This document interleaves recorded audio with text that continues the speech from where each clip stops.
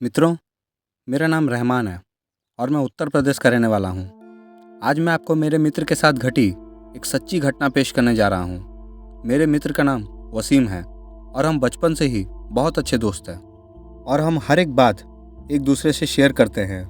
हम जब कॉलेज आए थे तब उसकी सगाई हो गई थी। वो उसकी मंगेतर से, जिसका नाम रेशमा था, बहुत प्यार करता था और दोनों रात भर मोबाइल पर बात करते रहते थे। एक दिन की बात है, उसने मुझे बताया कि वो उसकी मंगेतर से रात को बात कर रहा था। वसीम ने उसकी मंगेतर को मिलने के लिए बोला तो उसकी मंगेतर बदली हुई आवाज़ में बोली, तू ज़्यादा मत बोल वरना तेरे को वहीं दफन कर दूंगी। वसीम एक बार तो ये सुनकर चौंक गया, फिर सोचा शायद वो मजाक कर रही होगी। फिर वसीम भी उसको मजाक में बोला, क्या कर लेगी तू मेरा, देखते हैं।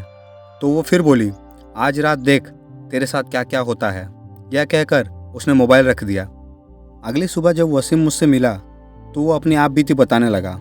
उसने मुझे रात को फ़ोन वाली बात बताई और उस रात उसके साथ जो हुआ वो बताया।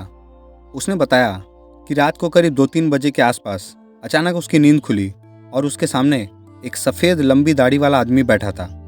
वो बोलने लगा, ले आ गया मैं तेरे सामने, अब देख क्या होता है तेरे साथ। उसने वसीम के गले को पकड़ लिया और उसकी सांसें रुक गई। वसीम ने उसी वक्त अल्लाह का नाम लेते हुए नमाज पढ़ना शुरू कर दिया और वो आदमी अचानक उसके सामने से गायब हो गया। मुझे यह बात सुनकर बड़ा अचंभा हुआ कि ऐसा कैसे हो सकता है। उसके अगले दिन वसीम ने फिर अपनी मंगेतर से मोबाइल पर बात की और बोला, कल रात तू मुझे क्या अनाप शनाप बोल रही थी। उसकी मंगेतर ने कहा, ऐसा कैसे हो सकता है जबकि कल तो मैंने फ़ोन ही नहीं किया है। ये सुनकर वसीम के रोंगटे खड़े हो गए और उसने तुरंत फ़ोन काट दिया। उसी वक्त वसीम ने मुझे फ़ोन किया कि उसकी मंगेतर की तबीयत खराब है और कल उसके घर पर चलना है। अगले दिन हम दोनों तैयार होकर वसीम की मंगेतर के घर गए।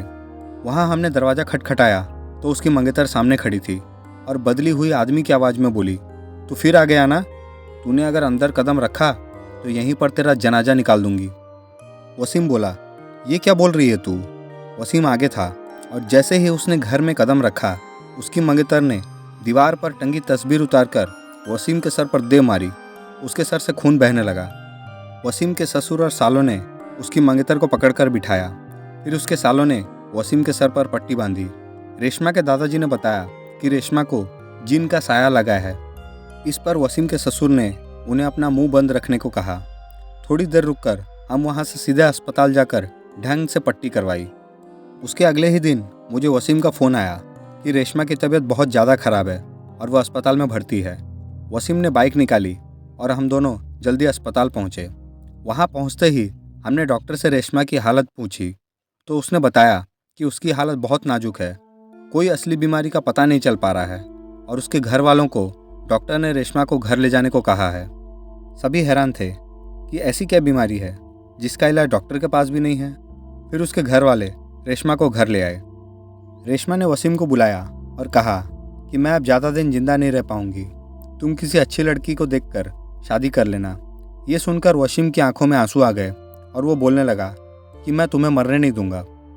फिर रेशमा के दादाजी ने उसको पास के ही पीर बाबा के पास ले जाने को कहा। हम उसको पीर बाबा के पास ले गए और पीर बाबा ने बताया कि इसको एक बुरे जिन ने पकड़ लिया है, जिसकी वजह से वो इसके शरीर को नुकसान पहुंचा रहा है। अब बहुत देर हो गई है। पीर बाबा ने बताया कि इसका इलाज एक ही जगह हो सकता है। यहाँ से 80 किलोमीटर दूर एक दरगाह है, वहीं इसका इलाज हो सकता है। और बाबा ने बताया कि इसके साथ वही इंसान जाएगा जिसे वो सबसे ज़्यादा चाहती है। वसीम ने कहा, मैं चला जाऊँगा, मुझे बाइक भी चलानी आती है। रात के 3 बजे वसीम और रेशमा दोनों बाइक पर निकल पड़े। लेकिन आधे घंटे बाद किसी अजनबी का फ़ोन आया कि वसीम और रेशमा दोनों एक्सीडेंट में मारे गए। यह खबर सुनकर रो रो कर मेरा बुरा हाल हो गया। मेरा सबसे करीबी दोस्त अब इस दुनिया में नहीं रहा। दोस्तों, अगर यह कहानी आप लोगों को पसंद आई तो चैनल को लाइक, शेयर, सब्सक्राइब ज़रूर करें। साथ ही साथ बेल आइकन को भी दबा लें।